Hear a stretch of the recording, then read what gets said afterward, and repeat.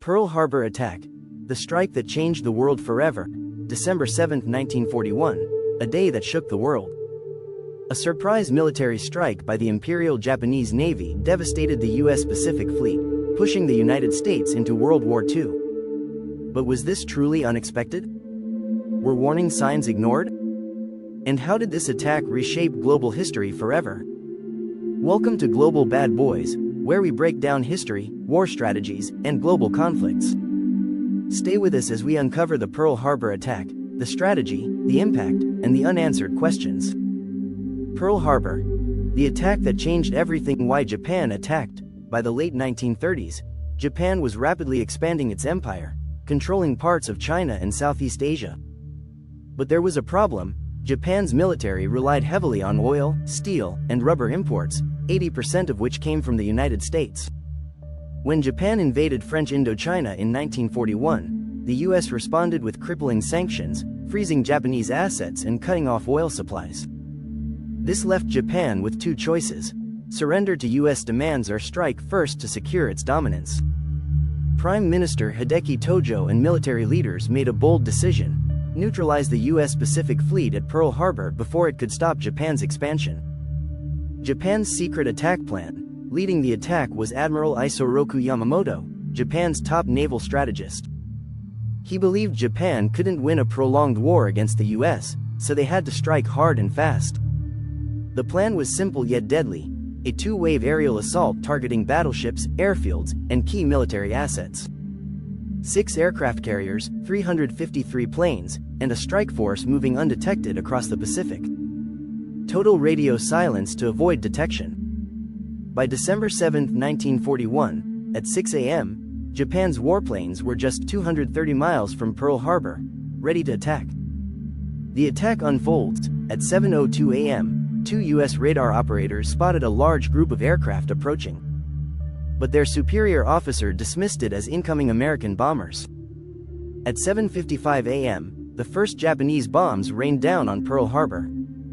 Within minutes, USS Arizona exploded in a fireball, killing 1,177 sailors. USS Oklahoma capsized, trapping hundreds inside. American airfields were bombed, with over 180 planes destroyed before they could take off. U.S. forces fought back, but the attack was overwhelming. In just 90 minutes, the Pacific Fleet lay crippled. The aftermath and America's response. When the smoke cleared, the damage was staggering. 2,403 Americans lost their lives, 8 battleships damaged or destroyed, nearly 200 aircraft lost. But Japan's attack had one critical flaw: it missed 3 key targets. 1. U.S. aircraft carriers, which were out at sea. 2. Fuel depots, which could have crippled future naval operations. 3. Ship repair docks, allowing the fleet to recover. President Franklin Roosevelt infamy speech. The very next day, President Franklin D. Roosevelt addressed Congress with his famous words: yesterday, December 7, 1941. A date which will live in infamy. The United States of America was suddenly and deliberately attacked by naval and air forces of the Empire of Japan. The United States was at peace with that nation and, at the solicitation of Japan, was still in conversation with its government and its emperor, looking toward the maintenance of peace in the Pacific. Indeed, 1 hour after Japanese air squadrons had commenced bombing in the American island of Oahu, the Japanese ambassador to the United States and his colleague delivered to our Secretary of State a formal reply to a recent American message. While this reply stated that it seemed useless to continue existing diplomatic negotiations, it contained no threat or hint of war or of armed attack. It will be recorded that the distance of Hawaii from Japan makes it obvious that the attack was deliberately planned many days or even weeks ago. During the intervening time, the Japanese government has deliberately sought to deceive the United States by false statements and expressions of hope for continued peace. The attack yesterday on the Hawaiian Islands has caused severe damage to American naval and military forces. I regret to tell you that very many American lives have been lost. In addition, American ships have been reported torpedoed on the high seas between San Francisco and Honolulu. Yesterday, the Japanese government also launched an attack against Malaya.